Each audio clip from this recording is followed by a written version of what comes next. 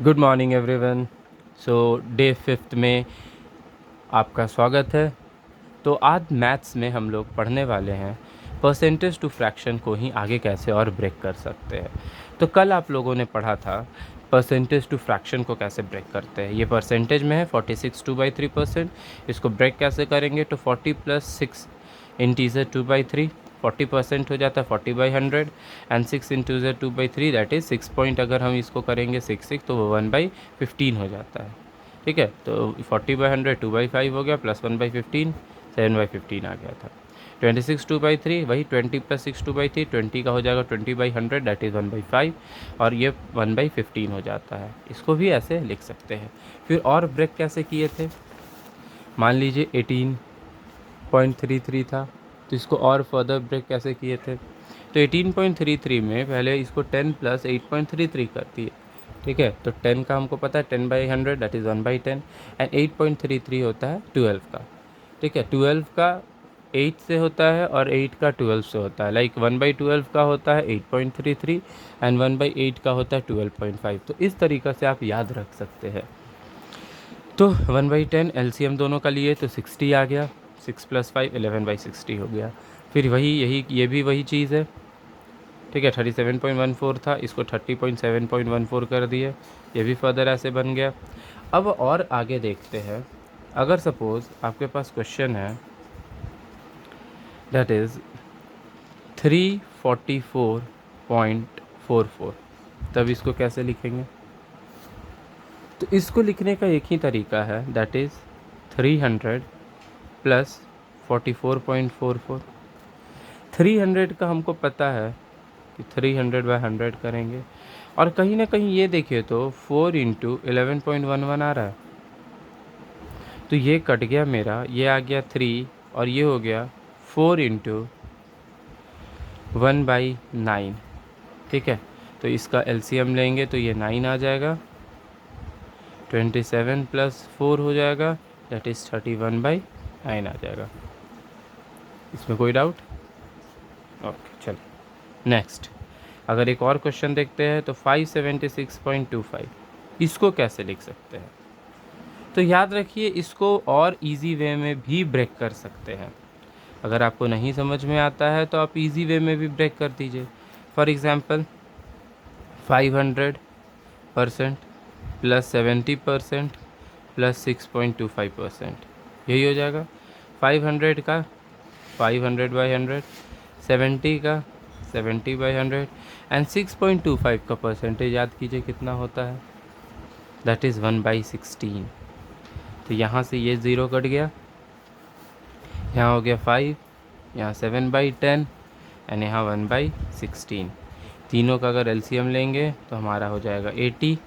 ठीक है, फिर यहाँ पे कर दीजिए, ये 85 हो जाएगा, ये 80 से मल्टीप्लाई होगा, ये हो जाएगा आपका 400 प्लस ये 8 से 56 + 5।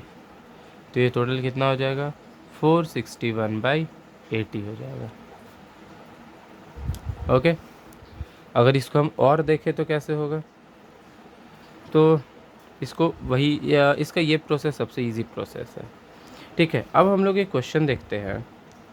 क्वेश्चन ये है ना कि हम अगर 82% को अगर ब्रेक करेंगे तो हम इसको कैसे ब्रेक कर सकते हैं। सेम 80% + 2.5%, 80 का हमको पता है 80/100 हो जाएगा एंड 2.5 का 1/40 हो जाएगा। कट गया, ये 4 बार में, ये 5 बार में, दोनों कैल्शियम 40 ही हो जाएगा। तो 40 ये 8 टाइम्स में आता है, 32 + 1 दैट इज़ 33 क्या आ जाएगा 40 आ जाएगा। यहाँ तक किसी को कोई भी डाउट अगर है तो please you can ask in the comment section. ठीक है, उसको आगे फिर क्लियर करेंगे। सो चलिए नेक्स्ट अब स्टार्ट करते हैं कि 1% का वैल्यू क्या होता है। हम लोग पढ़े हैं कि 1% का जो वैल्यू है उसका मतलब होता है 1/100 या 0.1। ठीक है, तो x% का वैल्यू क्या हो जाएगा, सिंपल x/100। मान लीजिए 15 5/8% है, तब क्या होगा तो सर आप तो ये तो बता ही नहीं है। तो इसको हम लोग मल्टीप्लाई कर कर ऐड करेंगे, दैट इज़ 125/8, और परसेंट का मतलब हो जाता है सिंपली 1/100। इसको 5 से काट दीजिए, 25 से, और ये 25 से 4 टाइम्स में, ये 5 बार में, 5 × 32, 5/32 आ जाएगा। ठीक है। उसी तरह अगर मान लीजिए 3 7/36 है, तब कैसे कीजिएगा, इसको इसे मल्टीप्लाई कीजिए, ऐड कीजिए, 115/36 आ जाएगा, एंड इंटू 1/100 कर दीजिए। तो ये 5 के टेबल में 23 टाइम्स, ये 5 के टेबल में 20 टाइम्स, दोनों को मल्टीप्लाई कर दीजिए, 23/720 आ जाएगा। तो आपका यही आंसर हो जाएगा। अब हम लोग आज पढ़ेंगे परसेंटेज कैलकुलेशन। परसेंटेज कैलकुलेशन का मतलब क्या होता है? परसेंटेज कैलकुलेशन का मतलब है कि 7% ऑफ, अगर हमको 800 निकालना है तो हम क्या करेंगे? तो 7% ऑफ 800 का मतलब है, 7% का मतलब 7/100, ऑफ का मतलब इंटू एंड 100। ये कितना हो जाएगा? 76।